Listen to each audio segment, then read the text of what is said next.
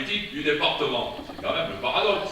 Perrault, il est comme moi, je crois qu'il a fait 6 ans de moins que moi. Il a fait 24 ans, lui, ou 26 ans qu'il est conseiller général, il est vice-président, il est député depuis X temps, et il dit, attendez, on va se réunir, d'abord voter pour moi président, et puis après on fera une grande commission, et là, on va établir un programme, ça a été dit, jusqu'en 2050.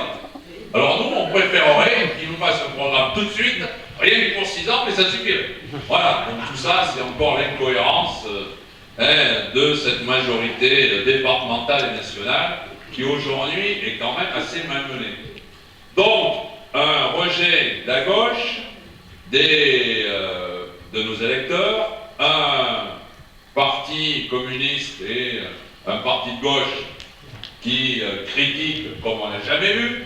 Moi, j'ai jamais entendu au Conseil général les communistes être aussi sévères avec leurs cousins socialistes. Ils sont même plus cousins aujourd'hui, ils ne veulent plus. Monsieur Ozoum parle de raquettes toute la journée. Vous avez parlé de dotation en peste. Ozoum, il parle de raquettes. Et ce raquette, c'est vrai. Et ce qui est encore plus vrai, c'est que cette année, on a tous crié un peu. Les dotations, on les connaît toutes à la baisse dans nos communes. Mais au niveau du département, on a crié avant d'avoir mal. Même si on a un tout petit peu mal, on n'a pas beaucoup mal encore. Cette année, certes, les dotations ont baissé. Sur le niveau national, je crois que c'est de 476 millions d'euros les dotations pour les départements ont baissé. Mais par contre, dans le pacte de confiance, on a touché en plus la possibilité d'augmenter les droits de mutation de 3 à 4,5%. On a eu des financements pour la prise en compte des frais concernant les impôts fonciers, ce qui veut dire qu'on a touché plus qu'on nous a pris cette année. Ça, on ne le dit pas vraiment, au niveau des départements, c'est la réalité. Par contre, dans les années qui vont venir, les 17 millions dont tu parles, c'est 4 milliards au niveau de l'État qui vont baisser aux collectivités. Donc un département comme le nôtre, vous l'avez dit, qui est endetté. Alors on nous dit, oui, il est endetté, mais il n'est pas si mal géré que ça, c'est de la bonne dette. Alors que ce soit de la bonne ou de la mauvaise dette, c'est de la dette. Et demain, lorsque ces 4 milliards de dotations vont baisser, c'est quand même les départements qui seront le moins endettés qui pourront s'en sortir, et pas ceux qui sont surchargés de dettes. Et là, les problèmes, on va les connaître dans quelques années de façon très importante. Les emprunts obligataires, ça a été dit, à une certaine époque, là aussi, on marche en pleine incohérence. C'était au moment où les banques ne prêtaient pas trop. On a entendu le président à l'époque dire pique-pente sur les banques, et pour ça qu'il a lancé un emprunt obligataire qui a coûté un peu d'argent d'ailleurs, parce que les sociétés qui font ça ne le font pas gratuitement. Et après, vous avez totalement dit la vérité, c'est des emprunts qu'on n'amortit pas. Chaque année, on n'amortit pas, on paye juste les intérêts. Et dans 11 ans, c'est en 2022 ou 2024, il faudra qu'on rembourse les 61 millions qu'on a empruntés de façon obligataire. Vous avez dit que l'ASCO, c'était 67 aujourd'hui, c'était pas rien, mais c'est un deuxième LASCO, là. C'est un deuxième LASCO qu'il faudra rembourser dans ces années-là. Alors, je n'ai pas dit que la dette aujourd'hui était très mal gérée. Les agences de notation, genre Standard et Poor's, c'est ce qui nous balance toute la journée en disant regardez ce qu'a dit Standard et Poor's, il dit qu'on gère bien. Je reconnais que vu l'endettement, vu les capacités financières du département, on a réussi à s'en sortir cette année en repoussant les problèmes, emprunts obligataires, etc., etc. Mais ça se voit pas trop. Alors, on est classé A+, par cette agence de notation. Mais ils oublient de dire que A+, c'est que depuis le 15 janvier, car au 1er janvier, on était A-. Donc, on a quand même été déclassé, même si dans le rapport, on dit que pour l'instant, on peut se sauver. Je suis persuadé que dans les années qui vont venir, quelles que soient les majorités, ça sera très difficile. Donc, c'est fini l'époque, vous êtes dans le Grand Nord, ici, pas tout à fait, mais parce que moi j'ai connu les premières années de décentralisation. J'aurais tout connu.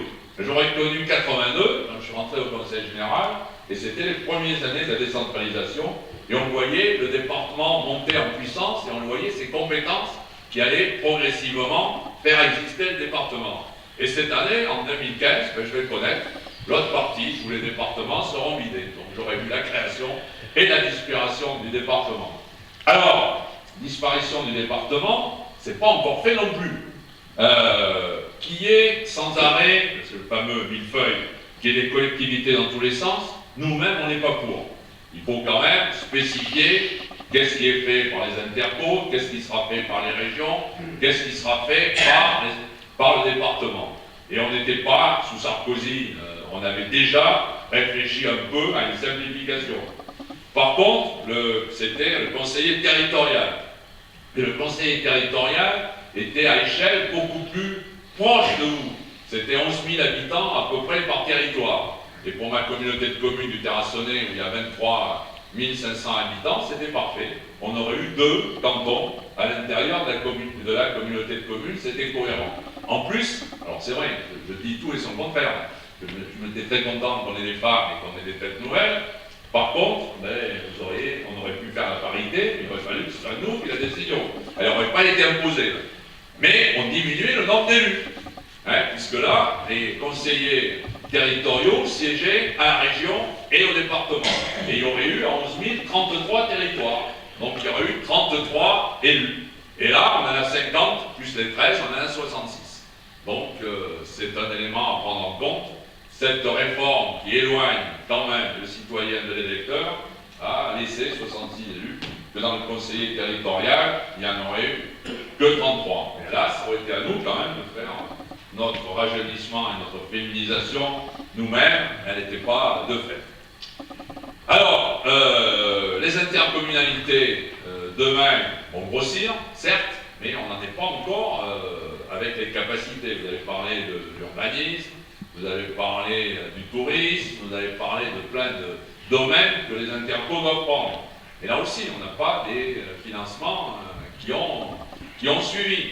La fibre optique, parlons de ce sujet. La fibre optique, c'est un des 2 grands dossiers que, vu le contexte qui a bien été décrit ici, financier du département, 2300 employés à payer, c'est comme ça, même si demain on a le pouvoir, il faudra les payer. Après, est-ce que dans les transferts de compétences, ils iront un peu à des antennes régionales, ils iront à l'État, il y aura sûrement des déploiements.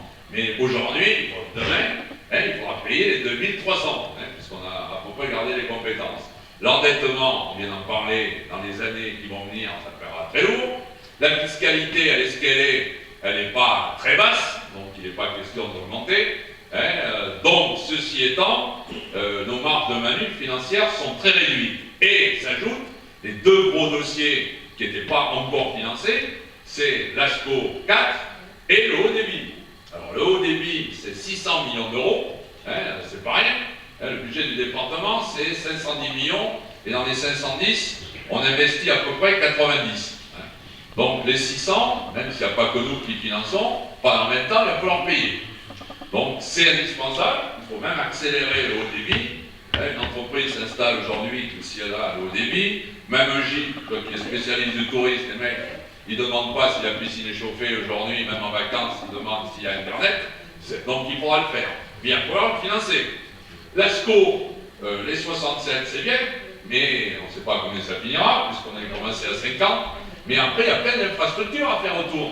Si on ne fait pas l'hôtellerie, si on ne fait pas les infrastructures routières, si on n'implique pas tous les territoires et tout le département, il n'y a pas que Thonon à côté de l'ASCO qui doit en profiter. Je suis d'accord, bon, bien que ce ne serait pas normal, mais bon, je le dis. Voilà. Donc, il va falloir mettre tout ça en réseau. Et tout ça va coûter énormément cher. Il va falloir créer des produits touristiques. L'appel touristique, on a répondu à l'appel à la région. Il va falloir qu'on s'associe et qu'il y a pas mal de boulot à faire. Donc tout ça, situation financière tendue aujourd'hui, encore plus tendue, je me répète, par ces baisses de dotation qui vont venir, et encore plus tendue par ces 2 projets qui ne sont pas financés. Cette année, l'ASCO, sur le haut débit, on a mis